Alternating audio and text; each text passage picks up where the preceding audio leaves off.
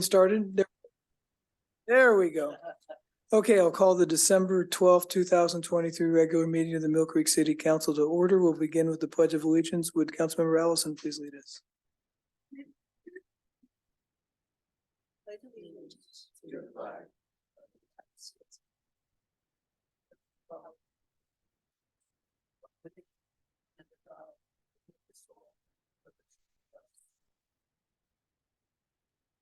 Adrian, roll call please. Mayor Holtzclaw, Here. Mayor Pro Tem Vigneault, Here. Councilmember Cavallari, Here. Councilmember Steckler, Here. Councilmember Allison, Here. Councilmember Duque, Here. and Councilmember Paddock. Present. Okay, audience communication. Anyone in chambers like to address the council this evening? Seeing a nod of heads, no. Mr. Nelson, name and city of residence, please. 3 minutes.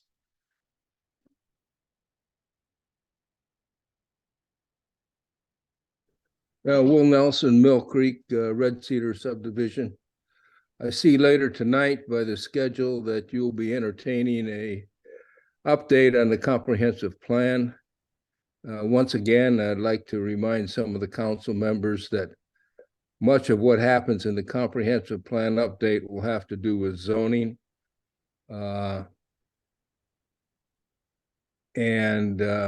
If you make the wrong decisions, you could end up with a lot of workforce housing. I'll remind you again later as the process goes. Thank you, Will. Anyone else online?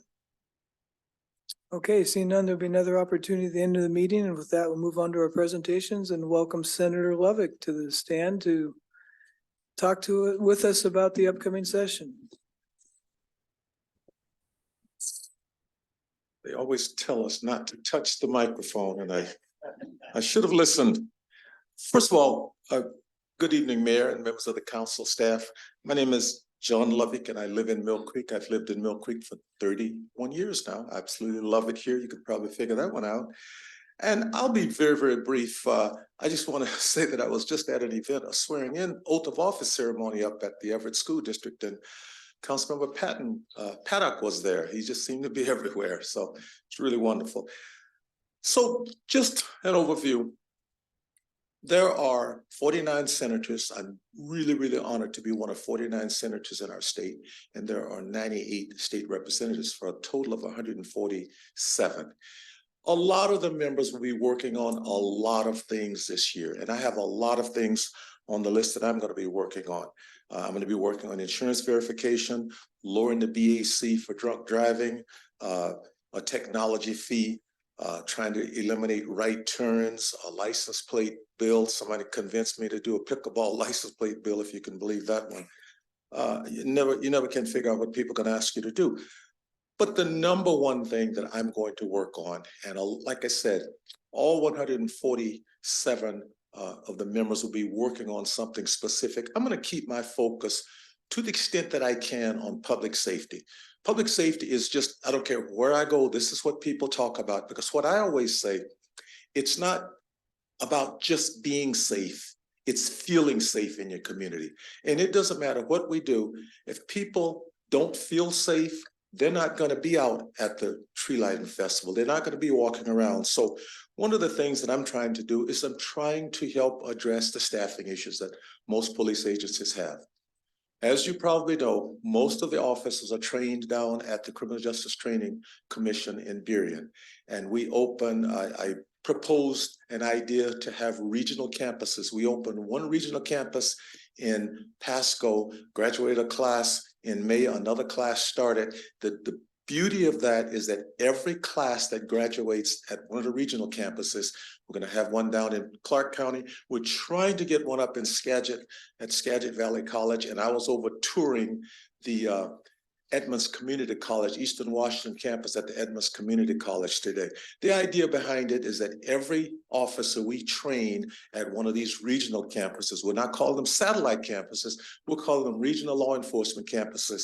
Every peace officer we train at one of those is another peace officer that they can train down in Burien.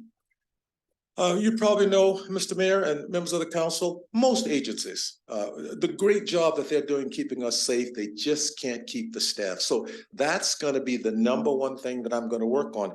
I was up at the oath of office ceremony for two new directors today.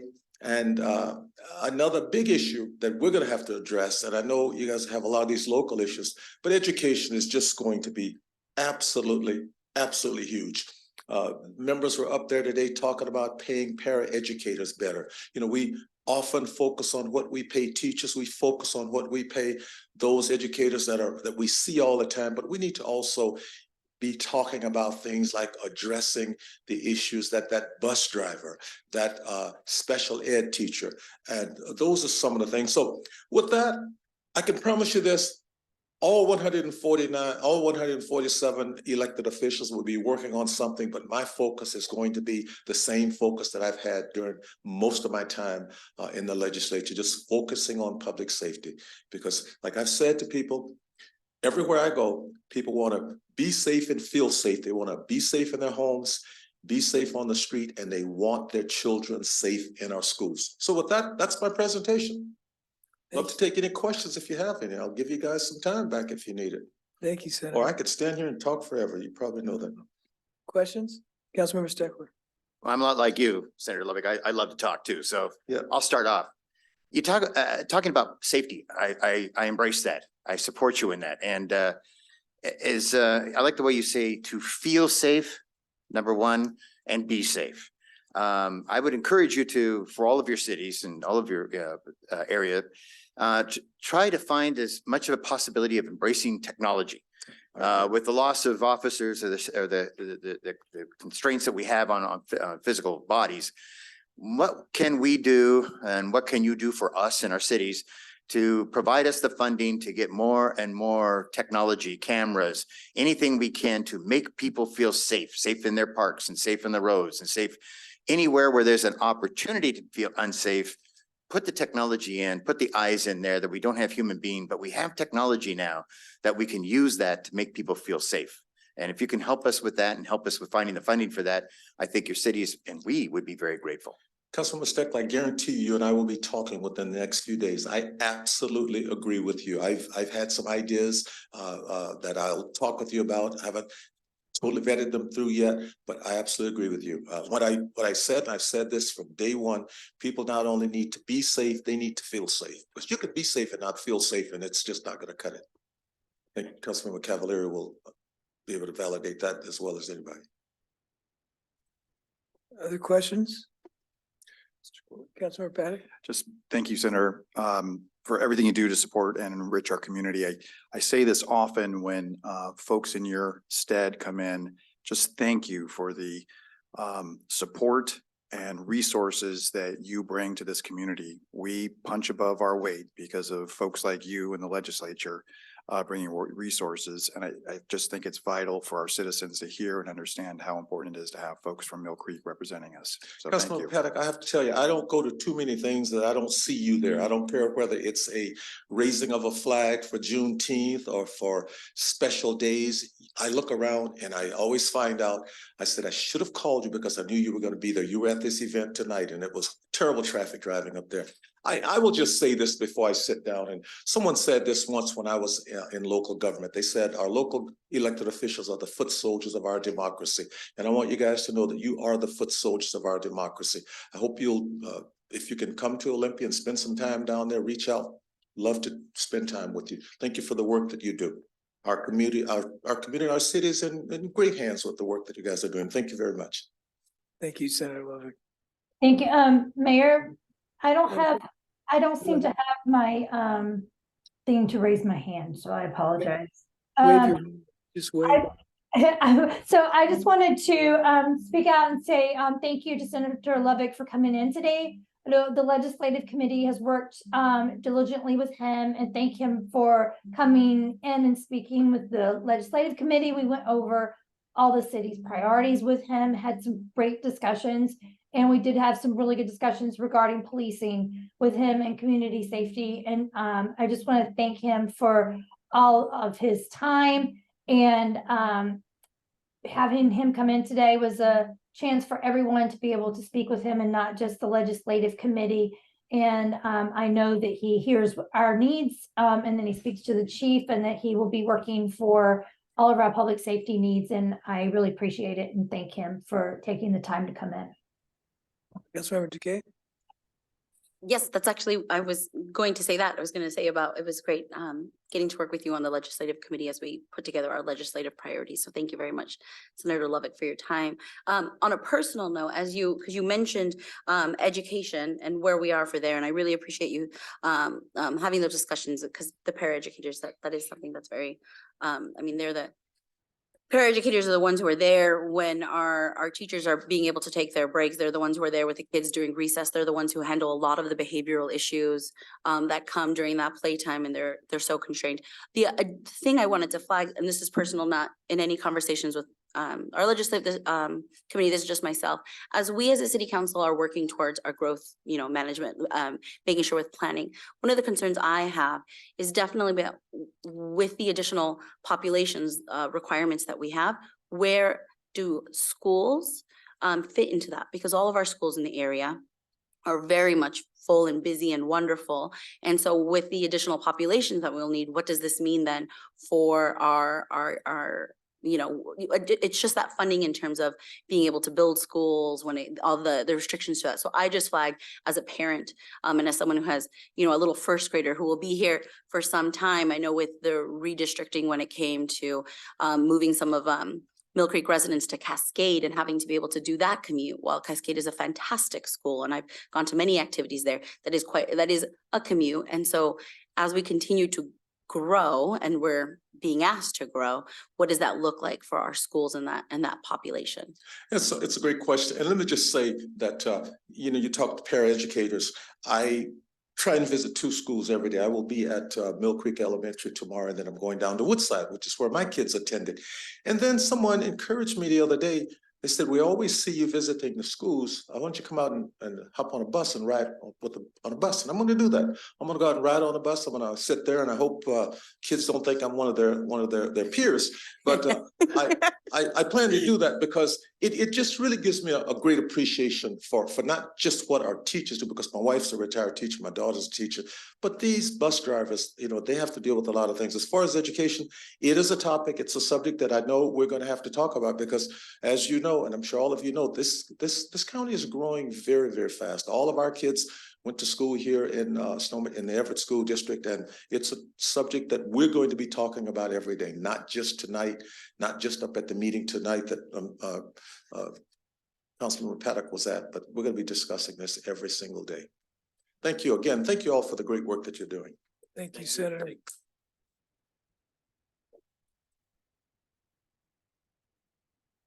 Okay, it brings us to our old business. Director Todd, are you gonna jump in with the fire inspection fees? I'm muted. There you go. Yes, indeed, I will. If they bring up the first slide for me, that'd be great. You'll remember, Council, you remember last week that Justin Horn brought the matter to you about getting our fire inspection fees in place, and you gave staff some direction in terms of which of the 3 tables to pick from, and also gave some instructions for us to consider the CPI as a measure for inflation that we would wrap into our ordinance, as well as consider the upcoming citywide fee study. So we've done that. And I drew the short straw to carry on where Justin left off. So if we'll go to the next slide there. Basically, we've added 2 sections to the resolution. Last time I talked just about the fees. So we've added 2 sections to the resolution whereases, or to the now therefores. Section 2, it puts in an automatic annual CPI-W inflation adjustment. And Section 3 explicitly calls out that the fees will be revised upon the upcoming fee study that the city is going to be undertaking with using our ARPA funds. And then we picked the option 1. You last week indicated an preference for the option 1 fee table, which is the Snohomish County rates plus the effect of inflation of over the last 20 years since those Snohomish County rates were set. And so if that satisfies the council, that resolution is amended in your packet, we would ask for your adoption. I will take any questions. Thank you, Mike. Any questions? I will say that from my perspective, the motion as it was presented reflects what I was trying to convey verbally with the motion at the meeting last week, so. If there's no questions, we can entertain a motion. Mayor, I'll make a motion. Okay. As you know, last week I supported the lower amount, but the council wants to go in this direction, so I'm going to support it. I'd like to make a motion to approve a resolution establishing fees for annual fire safety inspections. Second, Is there any discussion? that's one thing I'd want to call out on. Go ahead.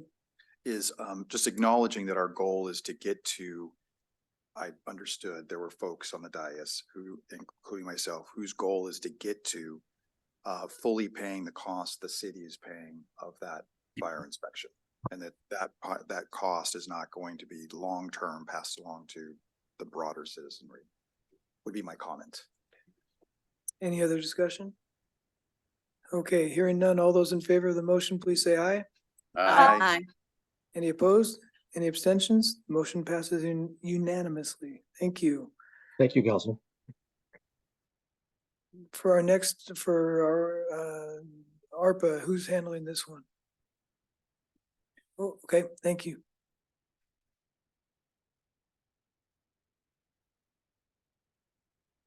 Mayor, Mayor Pro Tem, and council members, I come before you today seeking approval for a resolution for additional funding for the safety and security camera upgrade. On February 7th of 2023, you approved by ordinance the funding of 16 ARPA projects. One of those projects was the safety and security upgrade, which addressed adding a more comprehensive camera system across city campuses. $150,000 was earmarked for this project. And on June 27th, you approved the contract to install the system at a cost of $111,960. This cost included the installation of 26 cameras. These cameras were to provide coverage to City Hall North, City Hall South, the exterior of the Mill Creek Library, the sports park, and the new police substation at the farm that is still under construction. The 18 cameras that were to provide coverage at City Hall North, City Hall South, and the exterior of the library have been installed at this time. Installation at the sports park is pending due to some required infrastructure issues. Installation at the police substation at the farm will be completed when the property is turned over to the city. After the installation at the City Hall campuses, we identified areas that required additional coverage. Due to this, we are requesting funding of $13,330 to install 3 additional cameras. These cameras will allow additional coverage to the City Hall South parking lot, coverage into the City Hall North entryway, as well as coverage on the first floor hallway of City Hall North. With the additional $13,330, the project total cost to date would be $125,290, under the $150,000 earmarked originally for this project. Are there any questions? Any questions? Adrian, can you put up the resolution?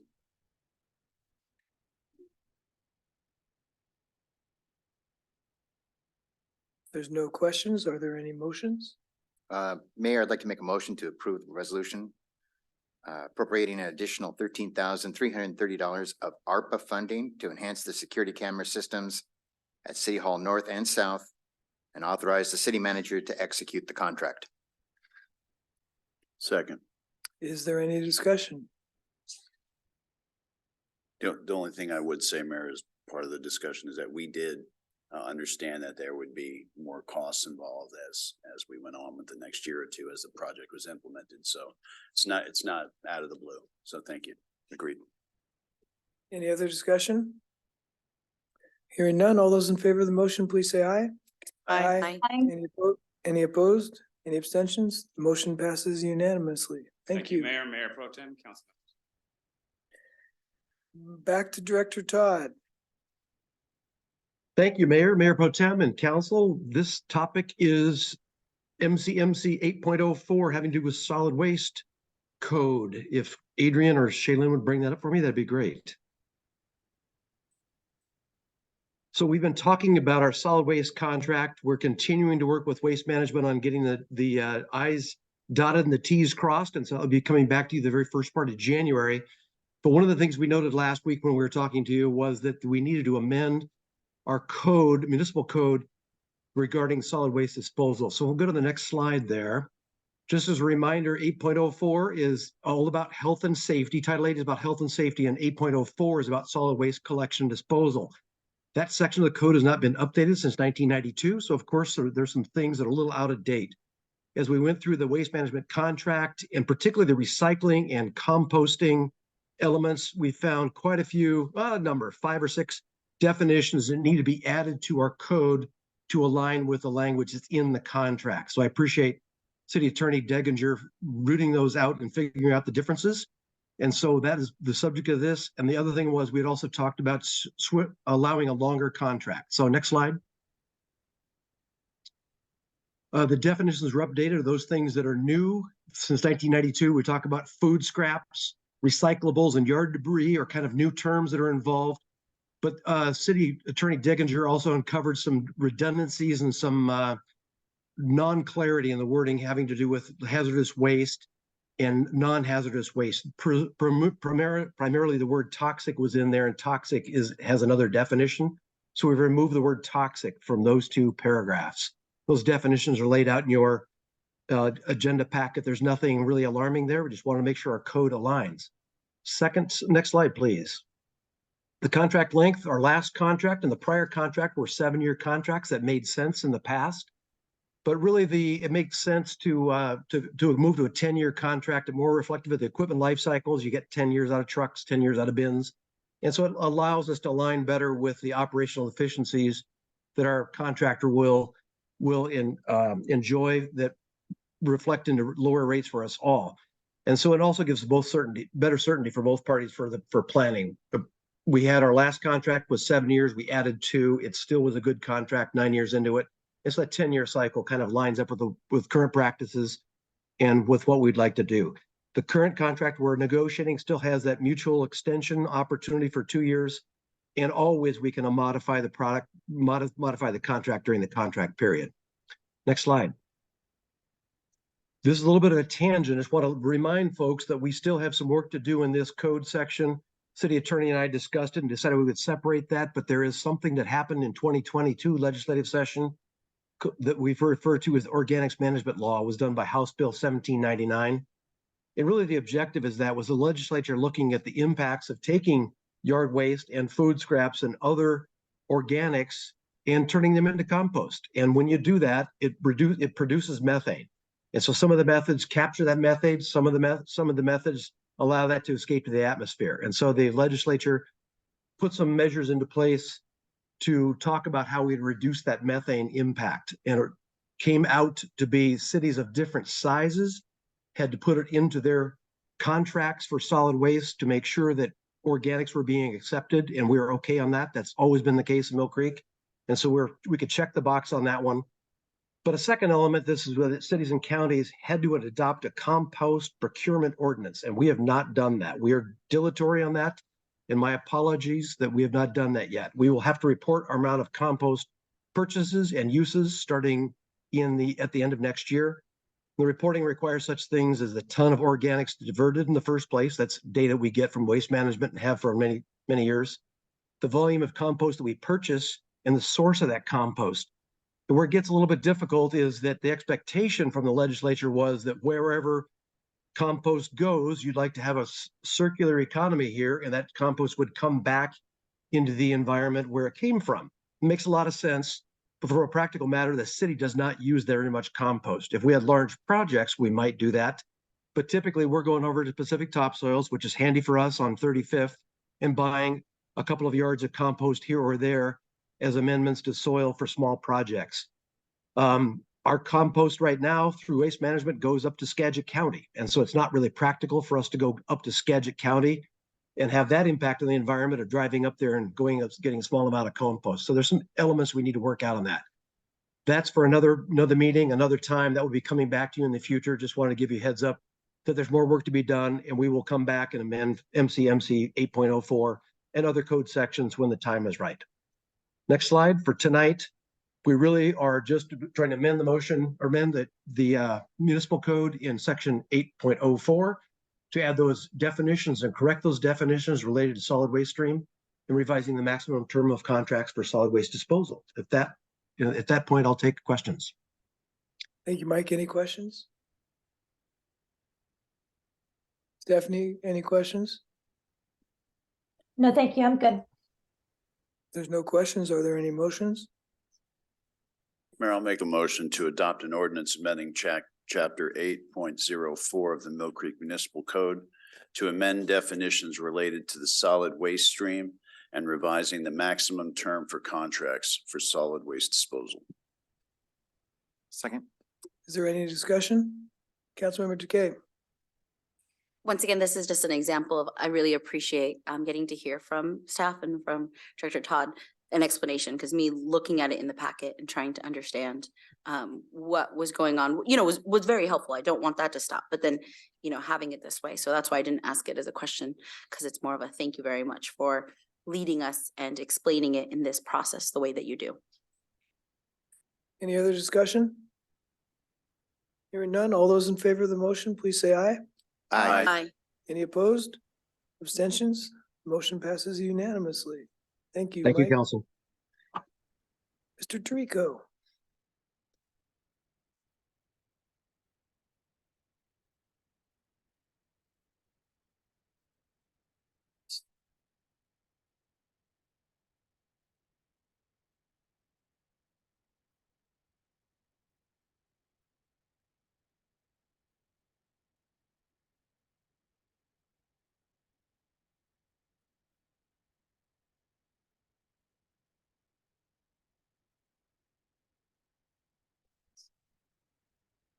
All right, good evening, Mayor and Council. So I'm here while he's searching for that, I'm here to talk about Bruce Dees and Associates contract and a possible contract amendment.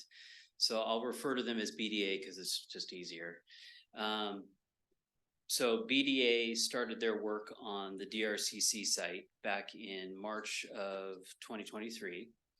Can you go to the next slide? I guess I can do that. Let's see here. There we go.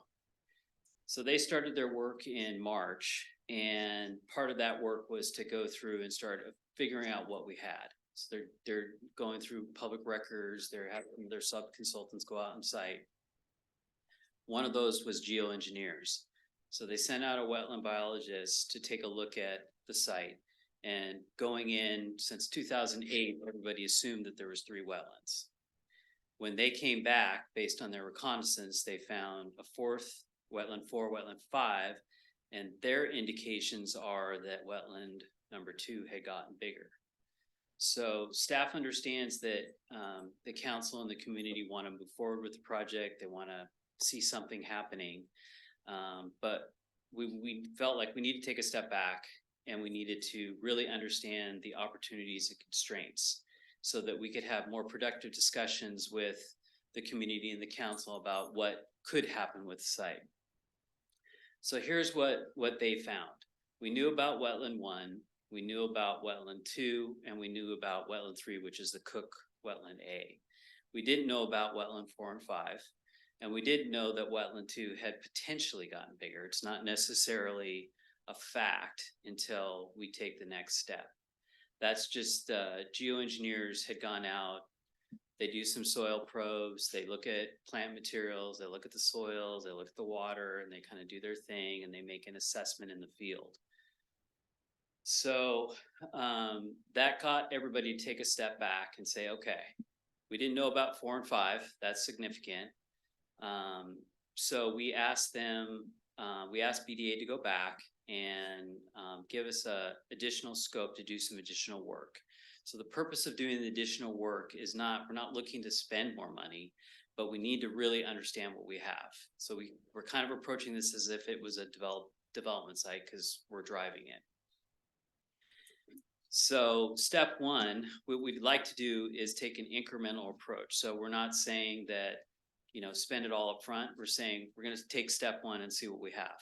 We're going to go and see, we're going to determine the wetland size. We're going to categorize them. That's a wetland delineation. One of the things that we need to understand is sometimes wetland complexes like this can be connected hydraulically.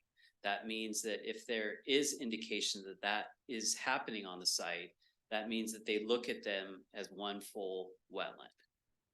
And that's a problem. So we need a wetland consultant to go out there and delineate that and make that determination for us. The second part of it is we think that wetland 4 and 5 are not, they're of low grade. They're not really doing anything useful to the site. And so there's a possibility, and I just say a possibility, that we could potentially fill those. And that gives us more developable area back. But again, we have to take step one, do a wetland delineation and figure out if we can do that and get the recommendation of the wetland biologists if they think that can happen.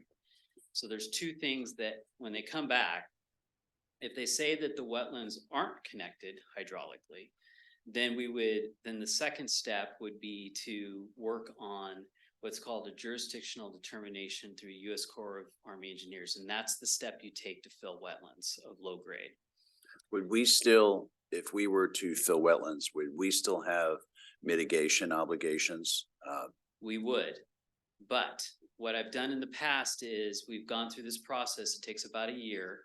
And at the end of the process, if let's say the Corps comes back and says, we're not going to claim jurisdiction over the wetland, that's what we want. Then the second step is we have the conversation with the Washington Department of Ecology, and we get what's called an administrative order. Once we get the administrative order, then we could just choose to pay into a wetland mitigation bank.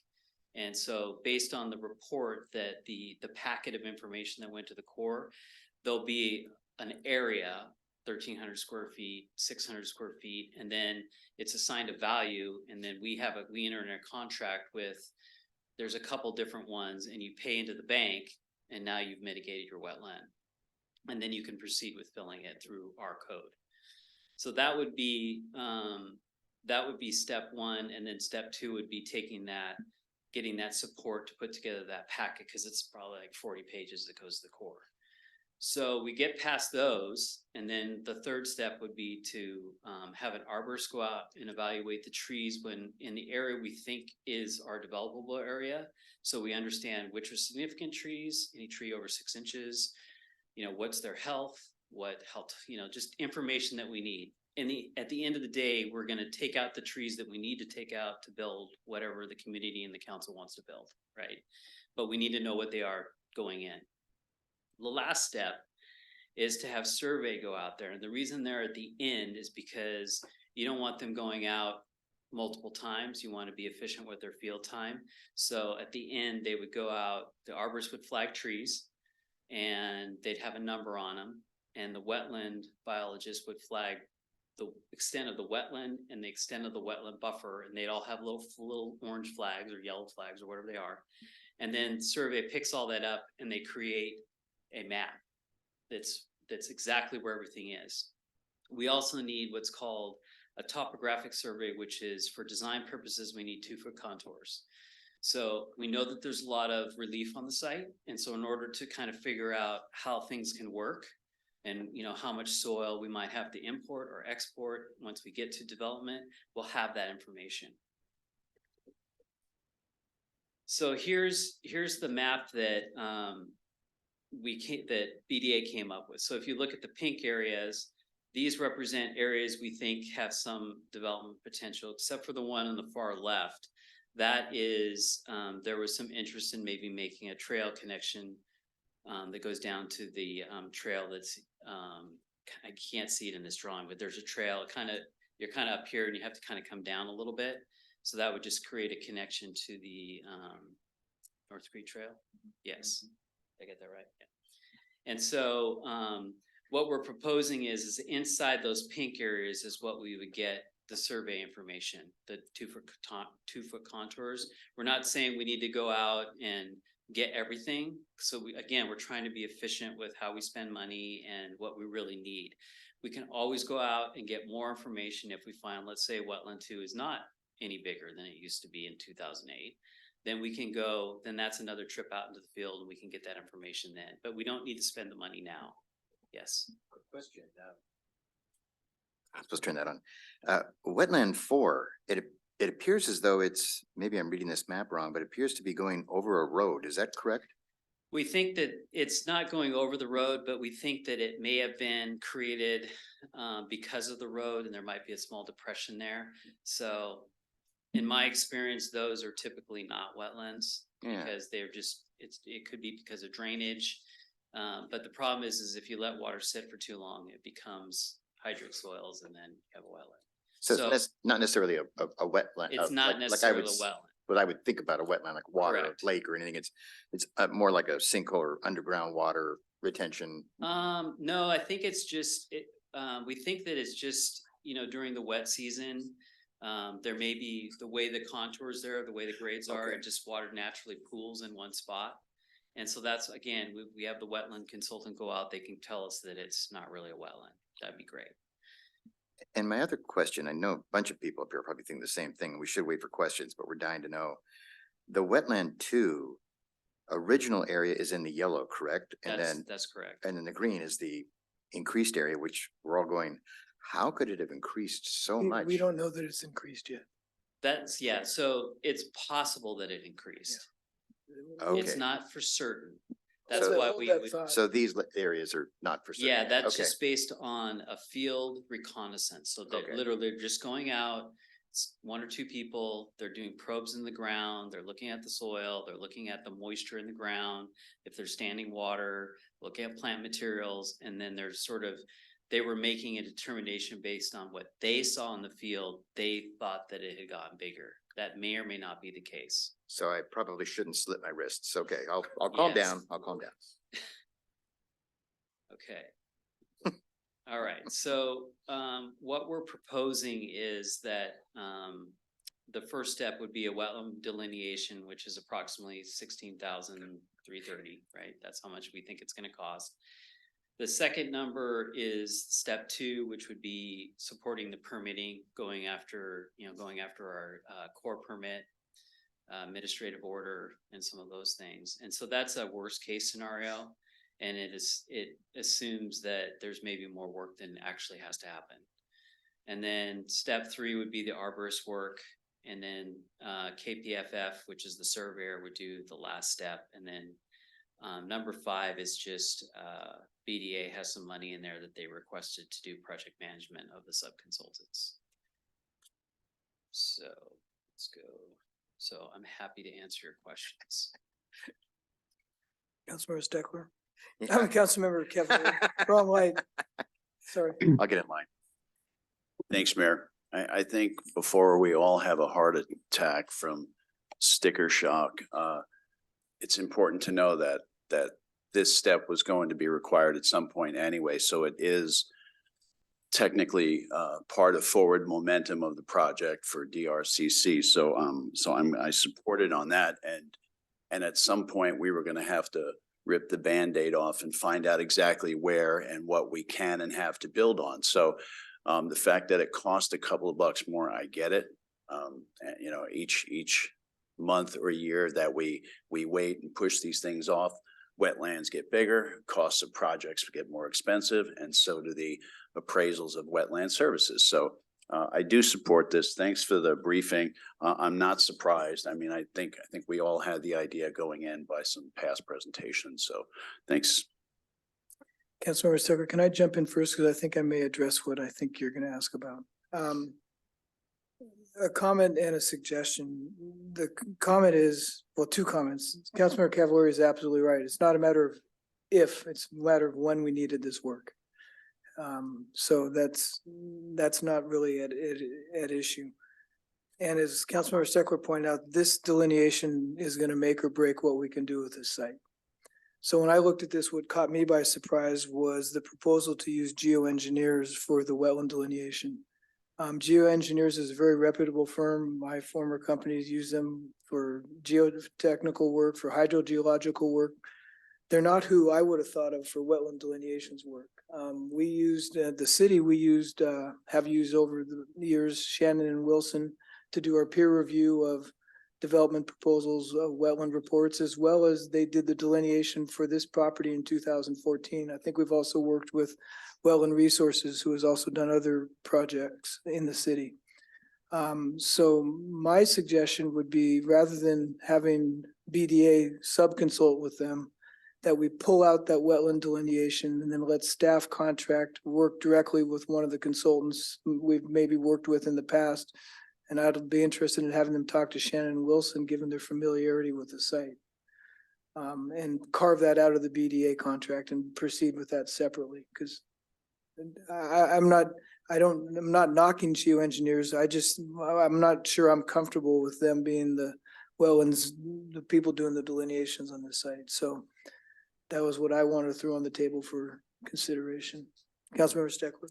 I had a few questions. That was one of them. If we gotten a number of bids and if we could look at getting some bids directly ourselves. And I had remembered when we worked with, I thought it was the farm where we worked with Shannon on the wetlands, specifically in that development and setting that setbacks. The and stuff. applicant may have worked with Shannon and Wilson on that, because the city has used Shannon and Wilson for years. Yeah, I remember that name, but so I remember all the deal with the environmental concerns about the wetlands, and I do respect that, and I remember that. What surprises me, so that was one question, making sure we got a couple of bids on that, and if we work directly, would it be more affordable?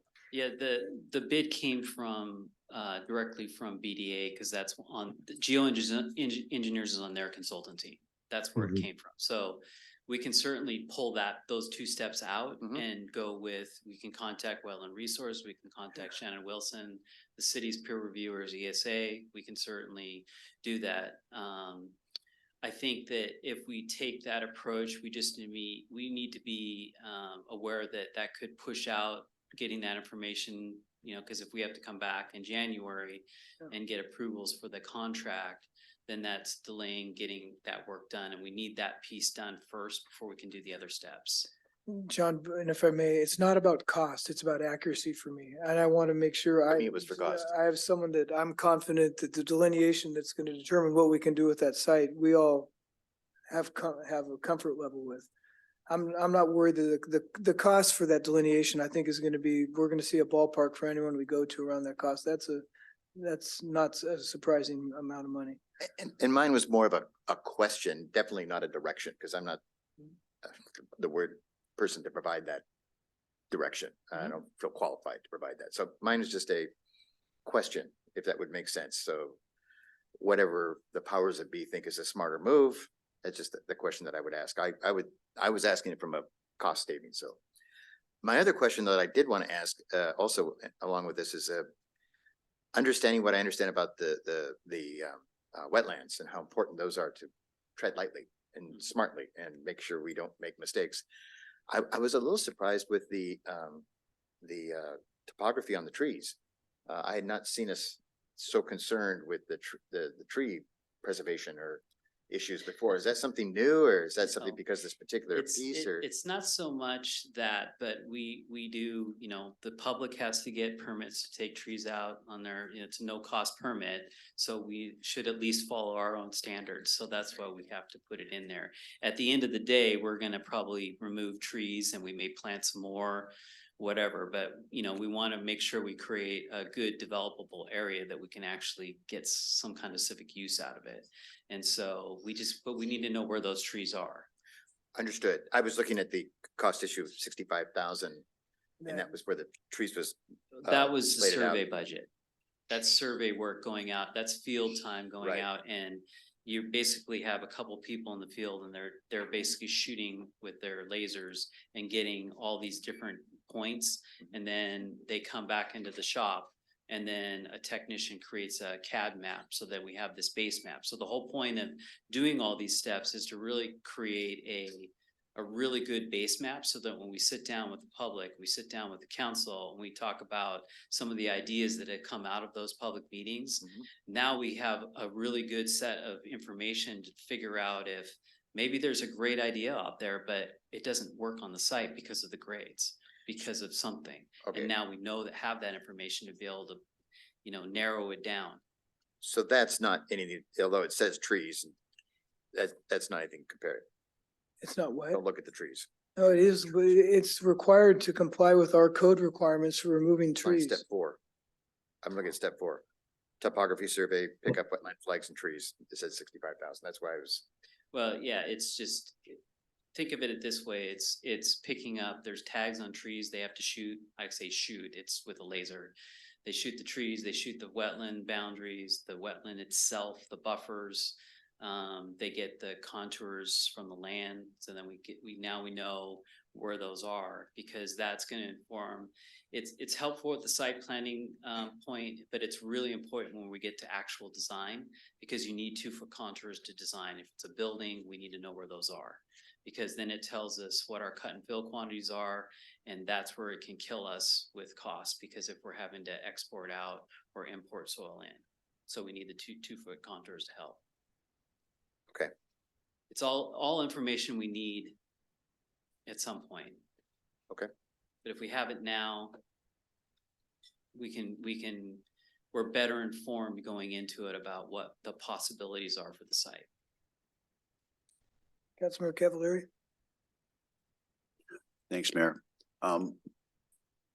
My expertise obviously is in ecology or wetlands, so I think that's one of the benefits to having, I guess, an eclectic group of people here on the council that we can defer or in this case, I can defer personally to the mayor's concerns and say, hey, I'm for this forward momentum and getting this handled and moving forward with his notations or exceptions. So whatever that looks like as a motion, I'm happy to make it. Thanks. Councilmember Paddock? Just had 2 questions. This added effort isn't due to any sort of miss by the city or prior contract or anything like that. This is really just understanding the implications of new information that's come to light. Yeah, I think that it's not anything that the city did. I mean, the site was purchased 2008, if I'm not mistaken. And so it's really sat there fallow for a long time. And it's true, sometimes in my experience, wetlands don't get smaller, they get bigger. And so as you start to dig into you're looking at a site for a development potential, and you start turning over stones, you start finding more information. Sometimes it's good information, and sometimes it's not so good information. You just have to work through it and figure out what you can do with it, but you need to have the information so you're well informed.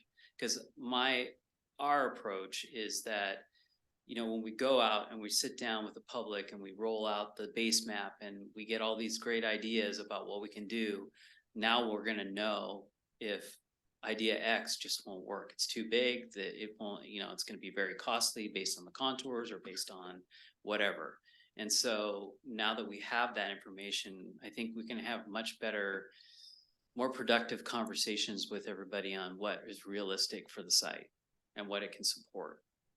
Great, thank you. And then the other one was, I didn't see what the actual source of the funds would be, the funding would come from. That's a great question. I don't know that off the top of my head. Okay. We have to figure that one out. Copy. So with the suggestion I had made, it would be, and let me back up. It's not to say that we may not end up going with geoengineers. What I'm suggesting is we pull this out of the BDA contract, and rather than them selecting the wetlands consultant, we work with staff to go out and they can talk to geoengineers and talk to Shannon Wilson and Wetland Resources and make a recommendation to us about who to go move forward with on the wetlands. But if we did that, it would pull out the 2 line items, the $16,330 for the delineation and the $26,565 for the permit support. So we would be increasing, if this was the motion put on the table, to increase the contract by 80.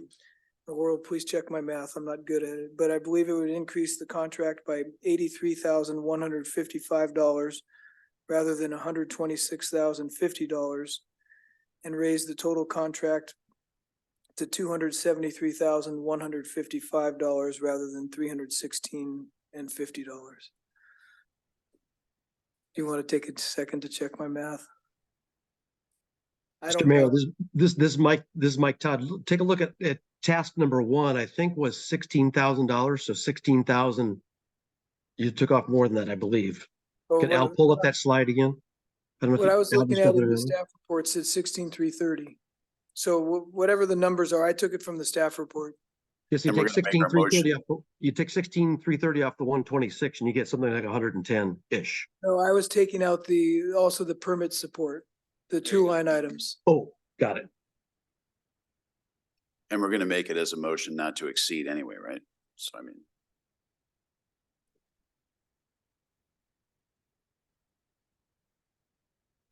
Yeah, the other thing is we probably want to reduce, Yes. I don't think BDA needs $3,000 then for project management, but I don't know what that number is gonna be. I'd probably push back and say it's We- 1,500. We can leave the amount in and amount not to exceed, and you guys can negotiate that with them, can't you? We can do that. Yeah, Mr. Mayor, I believe that since the contract for the delineation itself would be on the order of $20,000, that would not be held up by waiting for another council meeting because the city manager could authorize that. He has authorization ability up to 50,000. And that would give us the time that, as Mr. Torrico pointed out early on, we'd like to keep moving on this, not wait till some future council meeting to go ahead. I think we're, number one, letting you know there's more money to be spent. I think Mr. Cavallari pointed out astutely that this is money that was going to be spent eventually anyway. We're just now at that point where we decided we need to do the delineation instead of continuing with the site planning without having that delineation effort done. So maybe one way to do this is to authorize more than is needed. Let council have let the staff have the opportunity to negotiate both the method and the means that we would use, whether it's Shannon Wilson or Wetland Resources or ESA or Geotech or Geo Resources. That's something that staff could do if you're willing to let us have that latitude between now and when we'd come back to you. That would be we could go ahead just knowing that we had a ceiling to operate within. I think that makes sense, but the resolution before us is to authorize the signing of this contract. So we at least have to reduce the amount of this contract with BDA in the motion, don't we? Yes. We would, yes. So is it reduce it down to amount not to exceed 273,155? Is my math correct with that? If we pull out those two line items?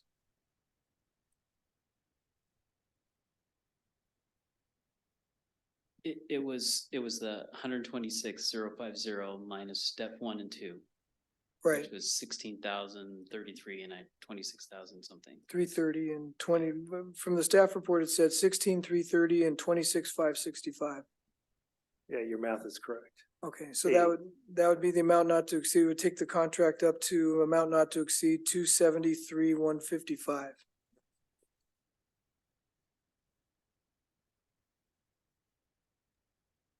And city attorney has a question.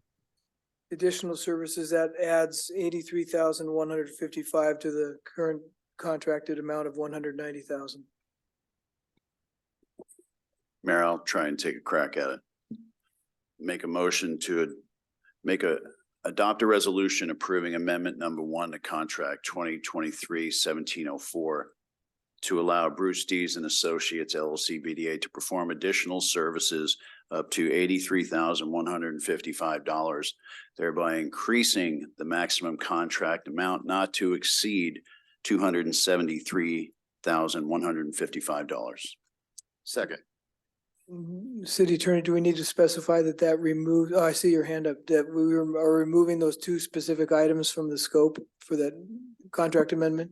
Correct, Mayor, because we have under section 1 of the resolution that we are attaching that scope of work. So we need to delete those two items from the scope.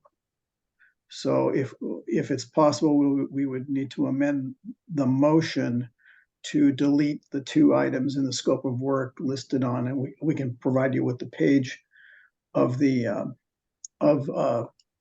contract. Let me just double check here.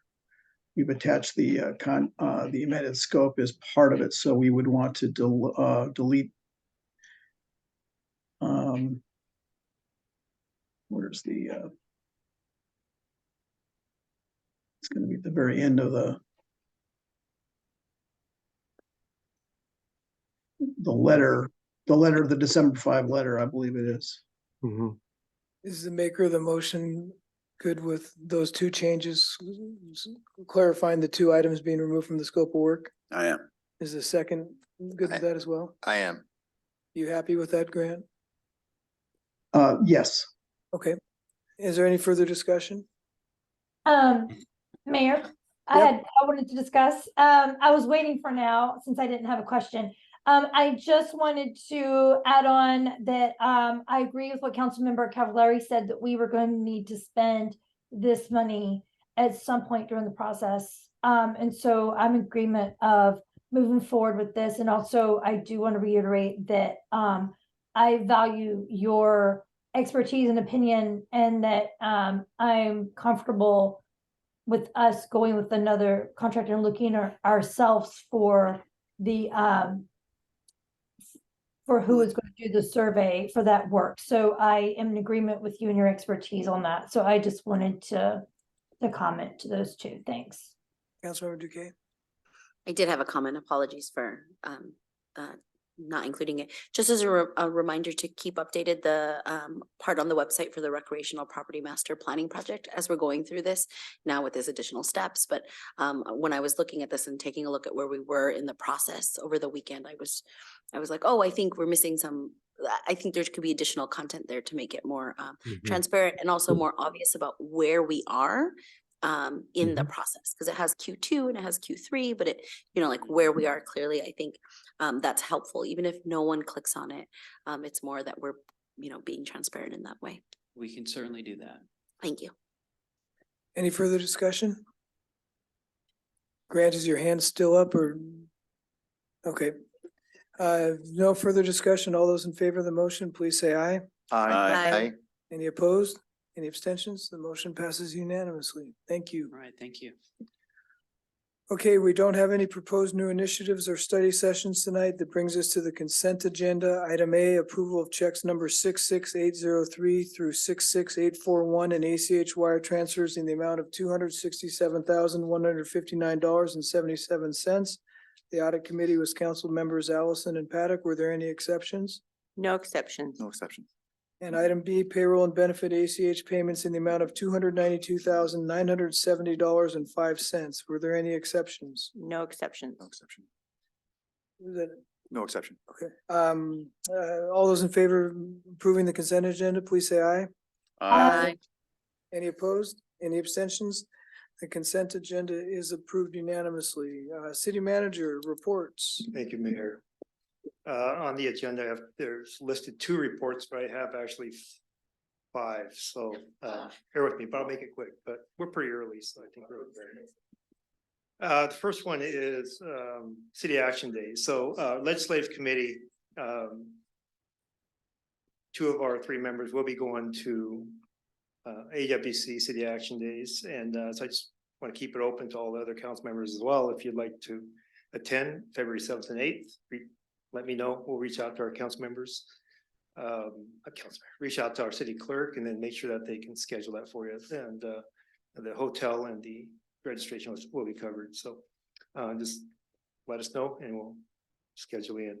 So the second report is we decided that we do not need that regular meeting on the 27th. Is normally the 26th, but because that is a city holiday, it automatically moves over to the 27th as a regular council meeting. So we I'd like to ask that council approve that we do not hold that special meeting on that. Regular meeting. Regular meeting. Yeah. Regular meeting on that day. Mayor, if it's a special meeting, do we even It's not have a to special, set a it's a regular regular meeting? Oh, it meeting. is. Yeah. Okay. Sorry. It's a regular meeting. Do we need to make a motion? Yes, please. I'd like to move to cancel the regular meeting scheduled for December 27th. I would second that. Is there any discussion? All those in favor of the motion, please say aye. Aye. Any opposed? Any abstentions? Motion passes unanimously. Thank you. The third item is just a brief comment on thanks to Marketing Communications who pushed out their CQC flyers on the application requests that we're sending out to a lot of our partners, Chamber, the Kiwanis Club and so forth. And one, we got it in the front page of Linwood Times. So that was posted yesterday. So it's kind of nice to get some coverage out there too as well with our neighbors. The third report is also kind of marketing related. We got this a nice card from all the pickleballers across the city of Mill Creek, or many of them, Pickleball Rick and many of his cohorts across the pickleball community. They're just thankful that we actually left those nets out there during the summertime, and they're happy about the classes that we're offering and also the things we're doing on social media as well. So just thought I'd throw that out there that they're happy out there, pickleballers. So. And the last item, if Shailene, if you could please bring up the 1961 summary. This is not really planned by 1961, but I thought before, since we're not having another council meeting before year end, I just give you an update on kind of what Rob's working on. He didn't expect this, but I just asked him to provide me kind of with a summary of kind of the initial themes that came across after the interviews, the one-on-ones that he had with council and across the leadership team, and just kind of a timeline to kind of what's to come in the next coming months, or the first few months of 2024. So not going to go into much super detail. Rob will in your one-on-ones this month, and Councilmember Steckler's already met with him. He'll align you with these themes in those one-on-ones, and so just to give you kind of get you ready for the new year when we start getting into the strategic vision part of it. Financial viability, pretty straightforward. Operating costs are going up. A lot of infrastructure aging, and for staff to bring this quality of service up to where we want to bring it's going to, bring significant costs down the road as well. So as we all know, revenue is a big need for the city moving forward into the future. There is consensus that we all need to grow at some point in time. I know it's kind of relative, but it's something that we need to think about moving forward. High trust among council members and staff.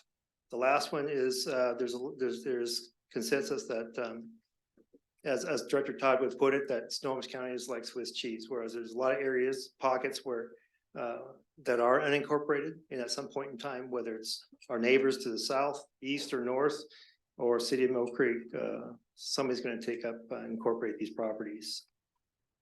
The middle three: clean, safe, strong connection to the outdoors, and Mill Creek has a strong connection to place. Is a good segue to the next slide, which is kind of a Venn diagram to give you an idea of what the key elements are that he has found across all of us.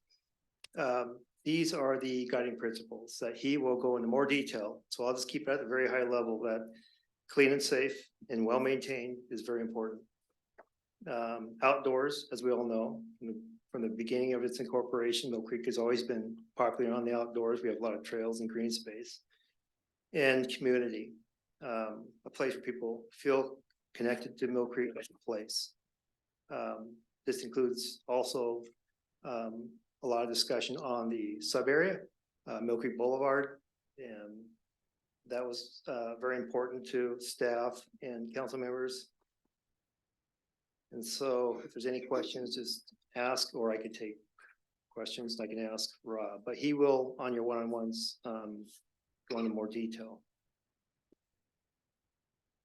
Part of the upcoming month and a half also will be taking a tour, or at least getting images or photos that Rob will take of these certain comparable cities and the projects, the urban developments that have been occurring or have occurred over the recent past. And many of you have provided him with some examples. He also provided examples from some places in Oregon as well, Lake Oswego, Orenco Station, and it looks like Camas, Washington. So, and this last slide is just a kind of an overview of what's going to happen in the following months. As I mentioned, December will be your one-on-ones. He'll put together an aggregate report on those strategic themes down the road. So we'll see that probably by the end of the month. In January, He'll put together more facilitated meetings to talk about strategic vision options. We'll actually get to either tour or see photos and images of those benchmark cities. We'll talk about how to differentiate Mill Creek across the region from a competitive landscape. And there's a strategic retreat in there as well. So with that, I'll just take any questions and then I could ask Rob. But if you'd like to have a copy of this, more than happy to. Again, you will see this in your one-on-ones and also very soon in the beginning of the year. So with that, I'll take any questions. I'm not seeing any. All right, thank you. Any other reports? I have several things to cover. First, the city manager and I had a meeting with the executive director of the Port of Everett. This is the second meeting. They're considering expanding their the boundaries of the Port of Everett. Right now, it's fairly limited. I believe it's to the city proper, taking the Port of Everett county-wide. She was recommending to their board that they take that to the voters on the August primary ballot, which I believe they decided at the meeting the day or two after we met with them that they were going to do. I'm not going to get into the details of the ramifications because I can't speak to them with specificity. So this is just to let you know that this is happening, and we're going to try to schedule the executive director to give us a presentation in March probably.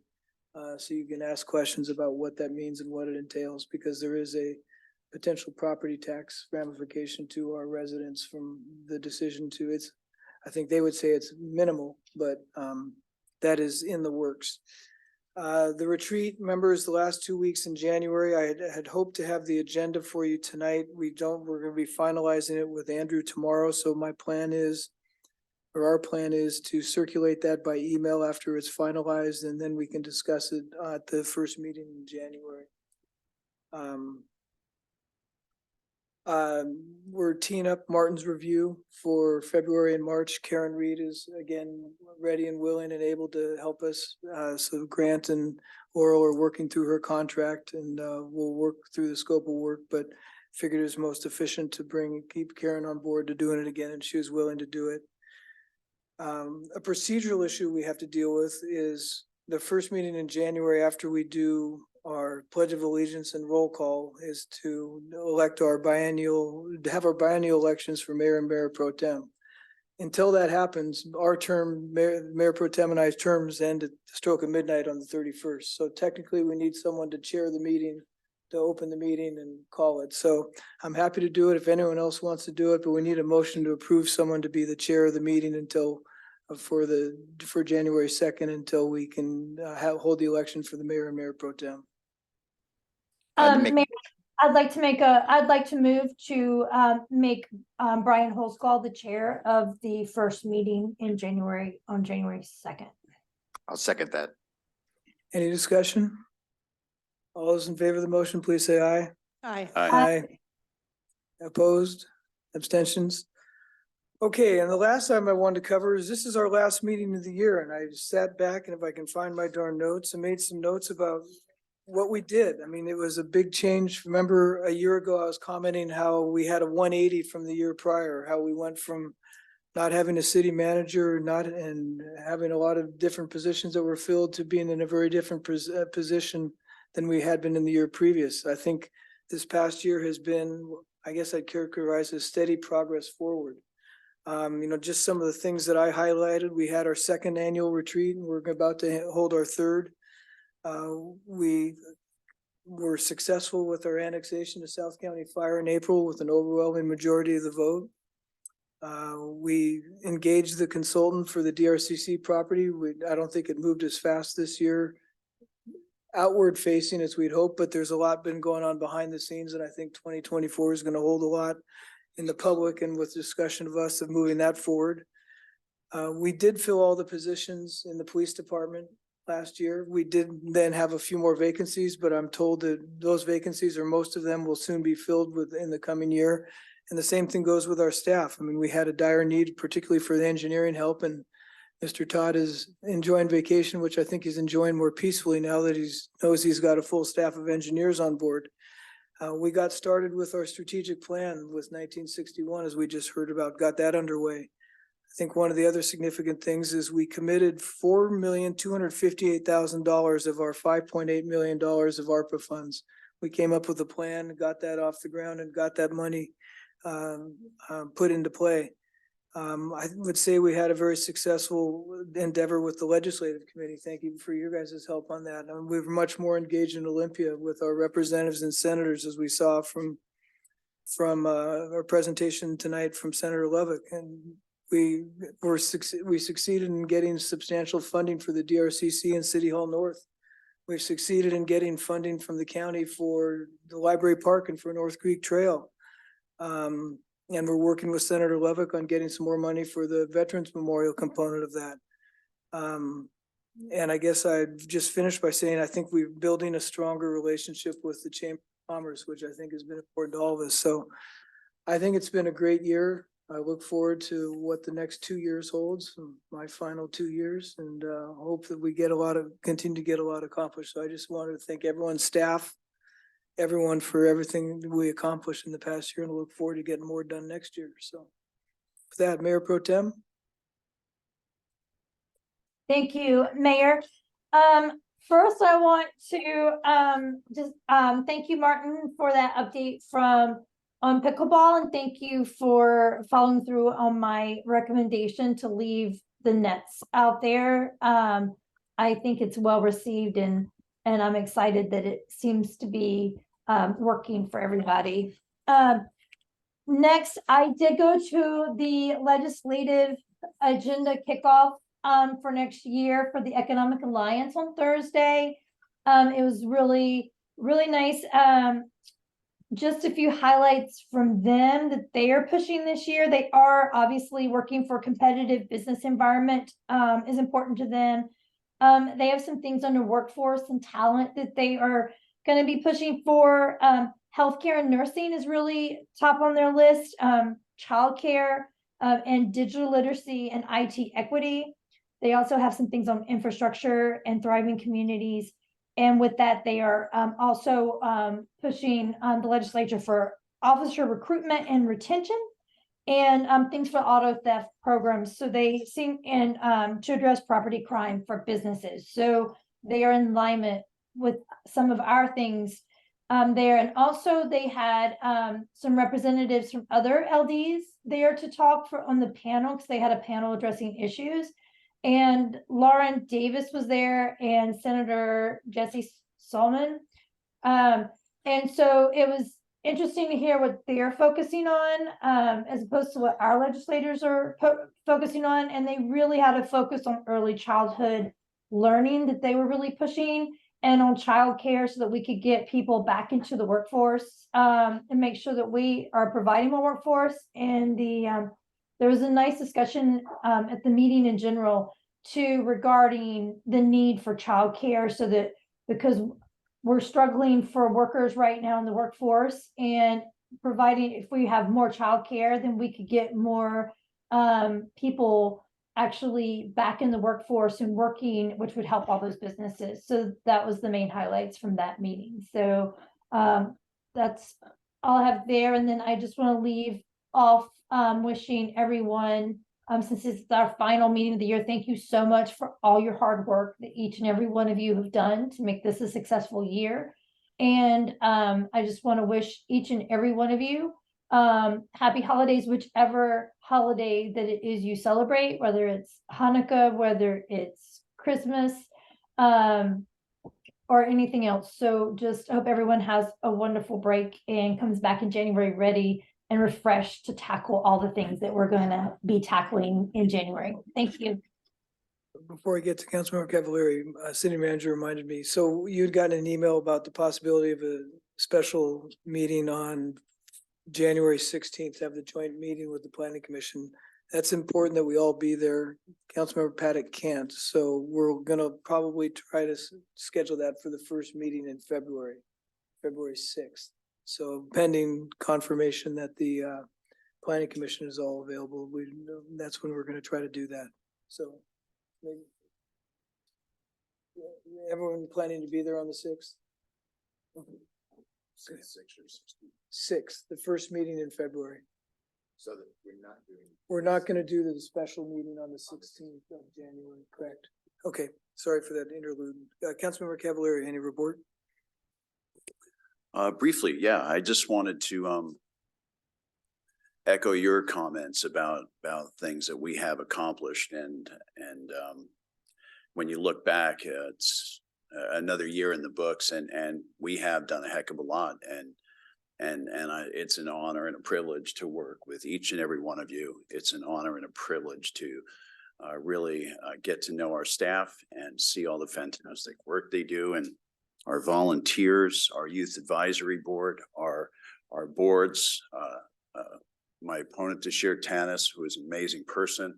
I've gotten to know her a little bit better over the last couple of weeks and it's all part of making our community better. And I love living here, as Senator Lovick said. And so I just basically would just say Merry Christmas to everybody. Happy Hanukkah to our Jewish friends and whatever it is you're celebrating this time of year, please remember there's someone out there in need. And if you can be the conduit to some help, please do so.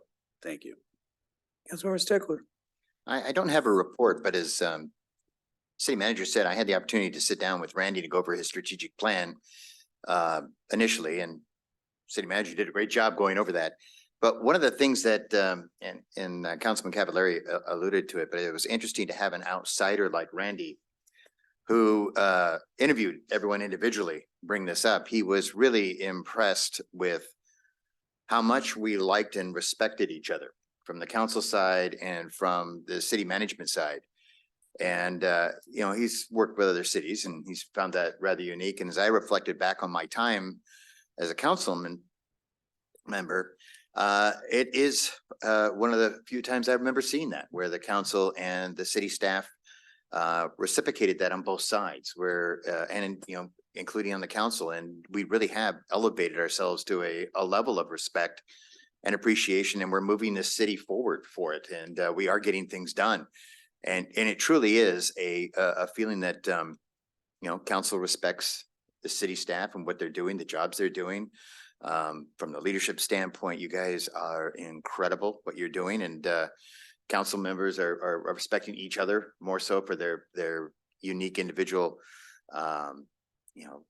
beliefs and what they stand for, and we're listening to each other and we're respecting each other's opinions, and I think giving it time to sink in and maybe even change our mind about some things after a little reflection. And I think we're really, what we're doing is we're moving the city forward. And Brian, as you were mayor, as you were reading off that list, we have probably moved this city more forward in this last year than in many years in the past, and that's been wonderful. I'm very proud to be a part of it, small part of it, and I'm looking forward to the next year as we continue to maybe even accelerate that role even more and do some more great things for the city. That's why we do what we're doing up here, and that's why the city's leadership is in the careers that they're in and why they want to do what they're doing. So it's been a great 2023. So I'm looking very forward to the next years ahead. So thank you all. Councilmember Ellison, any report? We had a legislative committee meeting last Thursday, and Mayor Pro Tem missed that meeting because she was at another function. But it allowed me to kind of reflect, a year later from when we had started it before, and we kind of know what we're doing. I mean, we still have questions, but we have a year under our belt. So I'm just appreciative to be part of that, setting that groundwork, and want to wish everyone a happy holidays, and really appreciate the staff at the city. It's really a work powerhouse. So thank you. Councilmember Duque? No report. Councilmember Paddock? Always last, but not least. A couple of things. So the Planning Commission liaison report should be attached. Finally gotten ahead of that, and thanks to Adrian for nudging me to do this on time. So take a look there. One of the things just to call out is you'll probably see in that report that there is just a lot of work that needs to be done in a very short amount of time. And we don't have much time to leverage our being together. So this joint session that's being proposed is really a very, very high priority to be able to get us engaged, informed, and aligned on what we need to do going forward. So I would just hope that everybody can take a look at that report and talk to Director Todd and team if there are any questions about, and Al, excuse me, to see if there are any questions as we look forward to the 6th of February.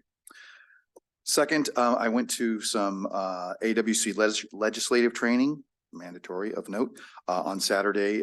It was a terrific cohort of also new council members, mayors, and whatnot. What I found super interesting was that each one of the folks really shared the same concerns, the same things that we're working around smart growth, around balancing financial responsibility with the asks of the community, how we support business, health and safety for all of their citizens. I find a lot in the day job that I have that the more time you spend with people that are doing similar jobs, the more you find out that the problems are similar as well. And to me, that was a great outcome of that session. Second to last thing, obviously, Councilmember Allison and I are on the audit committee and haven't done that, I think, for 3 or 4 months.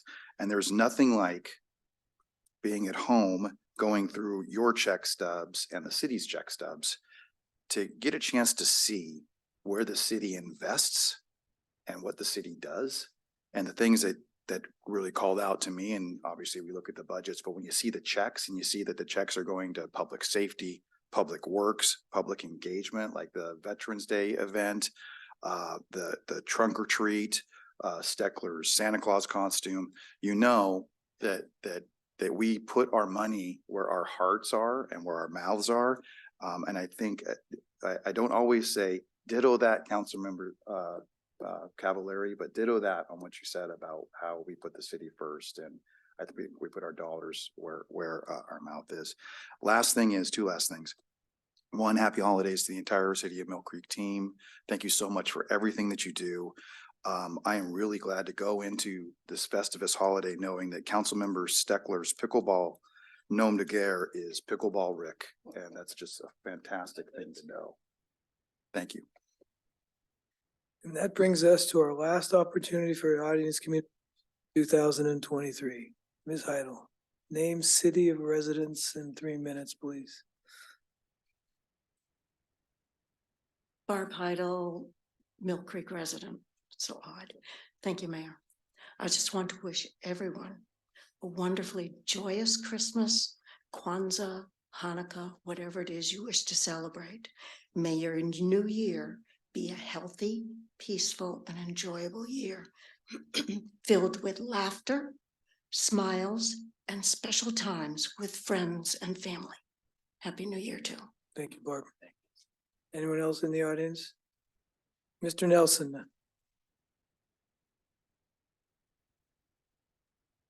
Yeah, Will Nelson, Mill Creek, non-city business. The 5th house in Red Cedar sold in 4 months in about 4 days. We listed for $899, sold for $975. The owner turned down $1 million, and he's moving to Texas on February 1st. So I thought that might be of interest. All of that might be of interest to some. Merry Christmas, everybody. Thank you, Will. And with that, we will be adjourned at 7:24 for 2023, and we'll see you next year.